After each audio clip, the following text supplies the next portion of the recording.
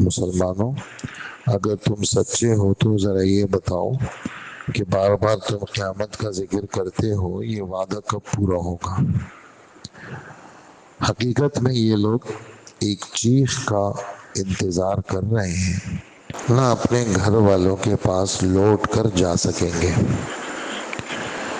اور جب سور پھونکا جائے گا تو یکایک یہ اپنی قبروں سے نکل کر اپنے رب کی طرف تیزی سے روانہ ہو جائیں گے اور کہیں گے، ہائے ہماری کمبختی، ہمیں کس نے ہمارے سونے کی جگہ ہمارے مرقد سے اٹھا دیا ہے؟ جواب ملے گا، یہ وہی چیز ہے جس کا خدائے رحمان نے وعدہ کیا تھا اور پیغمبروں نے سچی بات کہی تھی۔ یہ منظر کشی ہے قیامت کی، اور جیسے آپ کی خدمت میں یہ باتیں آئی ہیں کہ وَيَقُولُونَ مَتَىٰ هَٰذَا الْوَعْدُ إِن كُنتُمْ صَادِقِينَ، یہ والی آیت قرآن پاک میں کافی جگہ ہے۔ ایک تو 21ویں پارے میں ہے، سورہ سجدہ میں ہے، ایک سورہ ملک آپ پڑھتے ہیں اس میں بھی ہے، تو ہر جگہ الگ الگ اس کا جواب دیا گیا ہے۔ اور یہ جو الگ الگ جواب ملا ہے، اس الگ الگ جواب میں وجہ یہ ہے کہ قیامت کے دن اور جو لوگ مسلمانوں سے آپس میں مخاطب ہوتے تھے، تو چونکہ الگ الگ موقعوں پہ یہ بات ہے تو جواب بھی الگ الگ ہے۔ ایسے ہی یہ بات سمجھنے کی ہے کہ قرآن پاک کے اندر جہاں پر قیامت کی منظر کشی کے اندر، مثال کے طور پر 14ویں پارے میں ایک آیت ہے کہ فَوَرَبِّكَ لَنَسْأَلَنَّهُمْ أَجْمَعِينَ، تیرے رب کی قسم ہم ضرور بے ضرور سب سے پوچھیں گے۔ اور ایک جگہ ہے کہ کسی سے کچھ نہیں پوچھیں گے۔ تو اس طرح کے سوالات ذہنوں میں اٹھتے ہیں کہ قرآن پاک کے اندر تو یعنی یا یہ بات سچی ہے کہ پوچھیں گے، یا یہ بات سچی ہے کہ نہیں پوچھیں گے، تو دونوں باتیں سچی ہیں، اس لیے کہ اللہ کا کلام ہے۔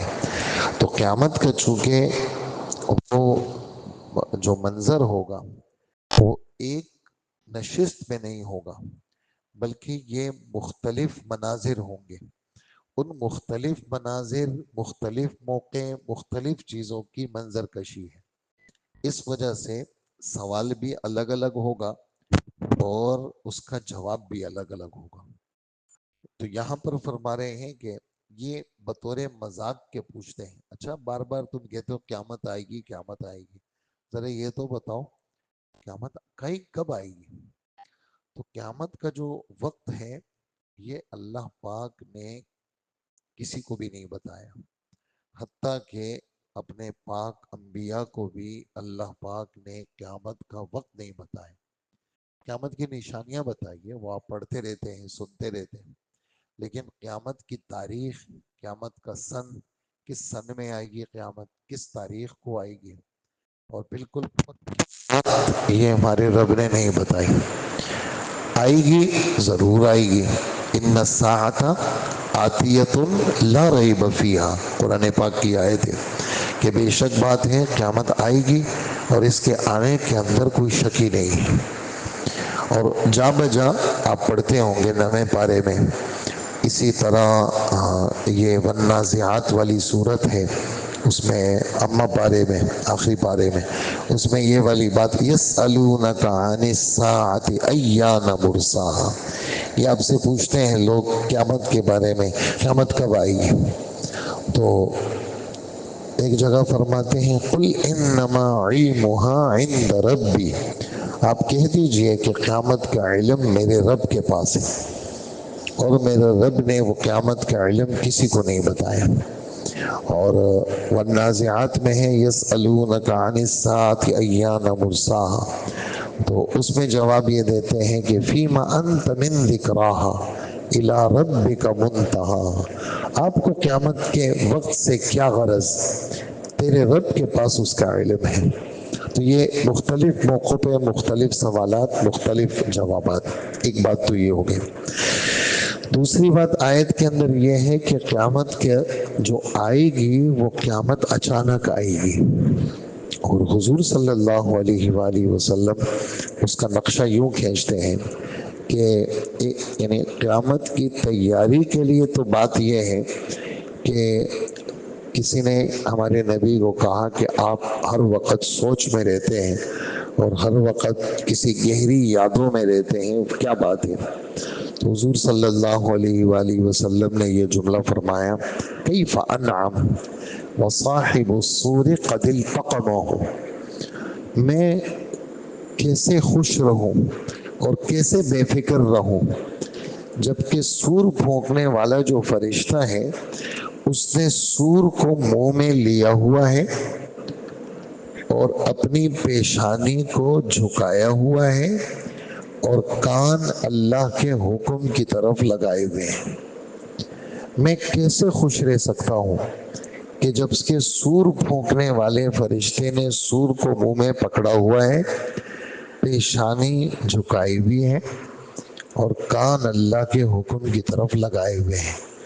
جس وقت حکم ملے گا تو سور پھونکا جائے گا، یہ آواز ہلکی ہوگی، پھر تیز ہوتے ہوتے اتنی تیز ہو جائے گی ساری دنیا میں، یعنی دنیا کتنی بڑی ہے ہماری سوچوں کے مطابق، ساری دنیا میں اس وقت جتنے لوگ ہوں گے، ہمارے نبی صلی اللہ علیہ وسلم فرماتے ہیں یہ جو گردن ہے اس وقت آپ کے سامنے، آپ کی ہماری گردن ایسی بالکل سیدھی ہے، وجہ ہماری حس موجود ہے، ہم بیدار ہیں، لیکن جب سینہ پھٹ جائے گا تو ہمارے نبی فرماتے ہیں کہ یہ جو سر ہے یہ قابو میں نہیں رہے گا، یہ لڑک جائے گا اس طرح، اسے یا یوں ہو جائے گا یا پھر یوں ہو جائے گا، یعنی دل پھٹ جائیں گے تو لوگ مر جائیں گے، ایک دم مر جائیں گے، یعنی اس کے اندر دیر نہیں لگے گی۔ اچھا، ایک بات تو ایک دم کی بات آ گئی۔ دوسری بات یہ ہے کہ ایسا نہیں ہوگا کہ پہلے سے کوئی اطلاع ہوگی، بلکہ وہم یخصمون میں اس کی طرف اشارہ، آپس کے معاملات کے اندر لوگ مصروف ہوں گے۔ جیسے ہم بعض معاملات صلح صفائی کے ہوتے ہیں تو آدمی ایک دم لین دین کر لیتے ہیں، بعض معاملات میں کیا ہوتا ہے حجت بازی ہوتی ہے، معاملات میں جھگڑ رہے ہوتے ہیں لوگ اور ایک دوسرے کو جیسے باؤ تاؤ میں کمی کر رہے ہیں تو آواز تیز ہو گئی، یا کوئی معاملہ ہے تو آواز تیز ہو گئی، جھگڑے کسی کیفیت ہو جاتی ہے، لوگ آپس میں معاملات میں ہوں گے اور قیامت آ جائے گی۔ اور ہمارے نبی صلی اللہ علیہ وآلہ وسلم اس کا نقشہ یوں کھینچتے ہیں کہ آدمی پلستر کر رہا ہوگا، یعنی آپ نے اپنے زمانے کے حساب سے یہ بات فرمائی کہ حوض اور حوض کو کیا کر رہا ہوگا، لیپ رہا ہوگا، جانور کے لیے حوض بنایا، اب مٹی ہے تو مٹی کو سیٹنگ کرنے کے لیے اس کو گیلا کیا اور کناروں کو لیپ رہا ہوگا تاکہ یہ لیپ ہو جائے، تھوڑا سا سوکھ جائے، اس میں پانی بھرنا ہے تو وہ لیپ رہا ہوگا اور قیامت آ جائے گی۔ اور یہ جملہ جو حدیث میں جملہ ہے وہ سنا رہا ہوں آپ کو کہ کپڑا بیچ رہا ہوگا آدمی اور کپڑا بیچتے بیچتے ناپ رہا ہوگا، بیچ دیا کتنا میٹر چاہیے، 7 میٹر چاہیے، وہ یوں ناپ رہا ہوگا، یہ ناپنے میں قیامت آ جائے گی۔ یہ الفاظ حدیث مبارکہ کے۔ اسی طرح دودھ نکالنا ہوگا، دودھ نکال رہا ہوگا اور ابھی دودھ نہیں نکالا ہوگا، قیامت آ جائے گی۔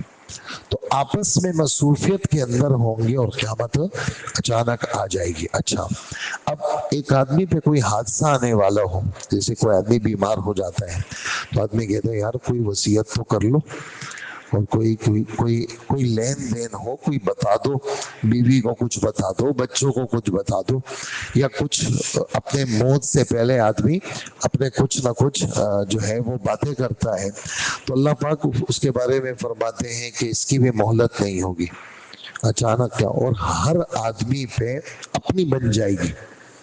یعنی ایک تو دنیا کے اندر تو یہ ہے نا کہ آدمی اپنی بیوی کی فکر، اپنی جان بچاتا ہے، بیوی کو، بچوں کو، جن کے قریبی رشتے ہوتے ہیں، آدمی ان سے کچھ بات کرنا چاہتا ہے، کوئی اپنی آخری خواہش ظاہر کرنا چاہتا ہے، یہ بات نہیں ہوگی۔ वसीयत का मौका नहीं होगा, अचानक नाफिज हो जाएगी तो लोग मर जाएंगे। बार आदमी दूध के लिए निकला होगा और क़यामत आ जाएगी, मिसाल दे रहा हूँ। सब्जी के लिए निकला होगा, क़यामत आ जाएगी। अपने किसी काम से थोड़ी देर के लिए निकला होगा और क़यामत आ जाएगी, वापसी का मौका ही नहीं, वसीयत का मौका भी नहीं, वापसी घर आने का मौका नहीं। ये क़यामत की मंजर कशी हमारे रब सूरह यासीन में यूं फरमा रहे हैं।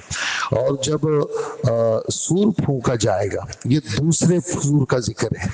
पहले सूर में तो सारी मखलूक एकदम मर जाएगी, दूसरे सूर के अंदर क्या होगा, वह इज़ल क़ुबूर बुअसिरत, आप हज़रात इज़ा समाउन फतरत में आप पढ़ते हैं, अफला यअलमु इज़ा बुअसिरा मा फिल क़ुबूर। इंसान को ये पता नहीं कि जब ये कब्रें यूं फट जाएंगी और जहाँ जहाँ जिसकी लाश होगी अल्लाह उसको ठीक करके उसको खड़ा कर देंगे।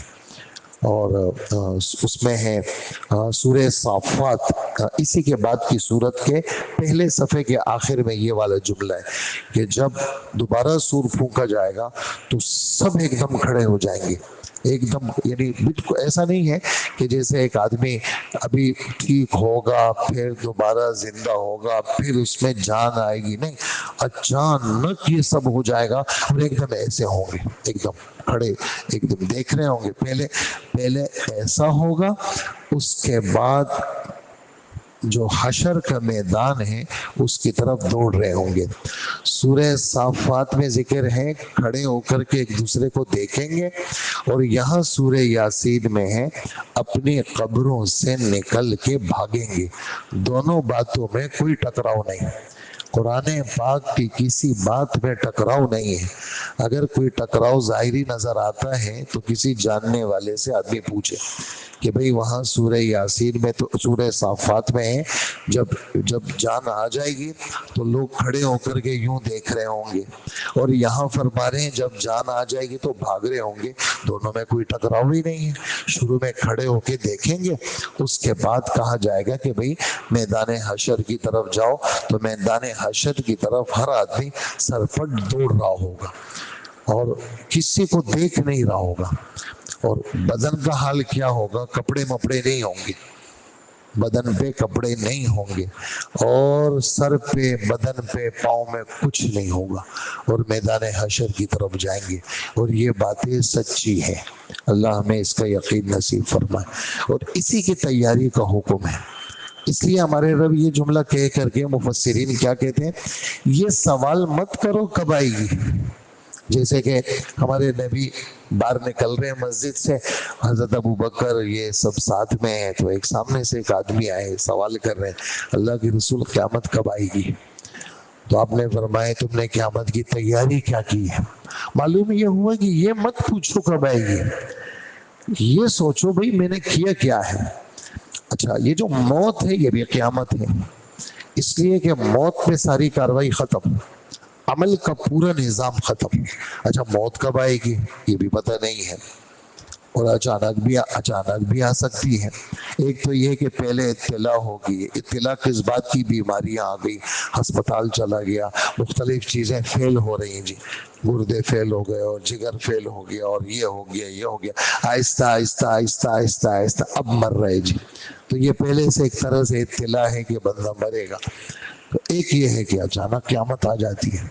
तो इससे पहले पहले हमारे नबी उस शख्स को फरमा रहे हैं तुमने क्या तैयारी की है? तो वो कहने लगा कि मेरे पास क्या है, मैं तो एक सादा सा आदमी हूँ, नफले और ये नफली चीज़ें नहीं हैं, मुझे अल्लाह उसके रसूल से मोहब्बत है। तो हुजूर सल्लल्लाहु अलैहि वसल्लम ने फरमाया जो दुनिया के अंदर जिससे मोहब्बत करता है कल क़यामत के दिन उसका हशर उसी के साथ होगा। तो यहाँ पर ये हुक्म किस चीज़ का है, तैयारी का है। तो ये फरमा रहे हैं कि जब सूर फूंका जाएगा तो फिर ऐसे मौके पर ये सब मैदान हशर की तरफ दौड़ेंगे। अच्छा, जब मैदान हशर की तरफ दौड़ेंगे, कब्रें फटेंगी, तो कब्रों के अंदर इन काफिरों पे आग लगी हुई है और आग जल रही है मुसलसल, लेकिन क़यामत का होलनाक मंजर इस आग से भी ज्यादा खतरनाक होगा। इस वजह से यहाँ एक अजीब जुमला है, मरकत कहते हैं सोने की जगह, ہم تو قبروں پہ لکھتے ہیں نا مرقد مبارک، تو مرقد قبر کو نہیں کہتے. رقد یرقد رقدن، اس کے معنی آتے ہیں سونا. عربی کے اندر رقد رقود سونے کو کہتے ہیں، مرقد اس میں ظرف سونے کی جگہ. ہمیں ہمارے سونے کی جگہ سے کس نے اٹھایا؟ تو علماء لکھتے ہیں یہاں پر بھئی قبر کو سونے کی جگہ کہا، اور تو اس کا جواب یہ دے رہے ہیں کہ قبر میں بھی آگ ہی تھی، لیکن قیامت کا وہ ہولناک منظر وہ اتنا خطرناک ہوگا کہ انہوں نے اس قبر کو سونے کی جگہ کہا، اس لیے کہ ہر دن ہر درجہ تکلیف کا وہ بڑھتا چلا جائے گا. تو پچھلی چیز جیسے آدمی کو ہلکی تکلیف ہو اس سے زیادہ آ جائے، بھئی میں تو کل ہی اچھا تھا، بھئی 101 بخار تھا تو اس میں تو راحت تھی، اب تو آج 104 بخار ہو گیا، 104 میں تو میری جان نکل رہی ہے. 101 میں تو پھر بھی راحت تھی، لیکن 104 میں تکلیف بہت زیادہ بڑھ گئی. پہلے جو ہے وہ یہ مسئلہ تھا، آج تو ایک نیا مسئلہ کھڑا ہو گیا. ایسے ہی قبر کو انہوں نے سونے کی جگہ سے جو تعبیر کیا وہ اس وجہ سے کہ قبر کے اندر آخرت کی جو منظر کشی ہے وہ زیادہ خطرناک ہے. تو اچھا کس نے ہمیں اٹھایا؟ تو فرشتے جواب دیں گے یہی وہ وعدہ تھا جو رحمان نے کیا تھا. اب یہاں اللہ کا لفظ نہیں لائے، رحمان کا لفظ لائے. کیوں رحمان کا لفظ لائے؟ اس لیے کہ اگر تم ذرا سا متوجہ ہو جاتے تو وہ رحم کر دیتا تم پہ. تم اگر ان کی صفت ہی رحم کی ہے، ان کی صفت ہی رحم کی، تم ذرا سے اگر آتے نا تو وہ تمہیں معاف بھی کر دیتے، تم ذرا سا توبہ کرتے ہو تمہیں معاف کر دیتے. یہ وہ رحمان کا وعدہ ہے، اور نبیوں نے بھی سچ بات بتائی تھی. لہٰذا آج کا دن کیا ہے وہ یعنی سختی کا دن تمہارا شروع ہو گیا، اور دن بدن یہ سختیاں بڑھتی رہیں گی. آگے پھر یہ آیت نمبر 53 وہ انشاءاللہ کل کے سبق میں بیان ہوگی.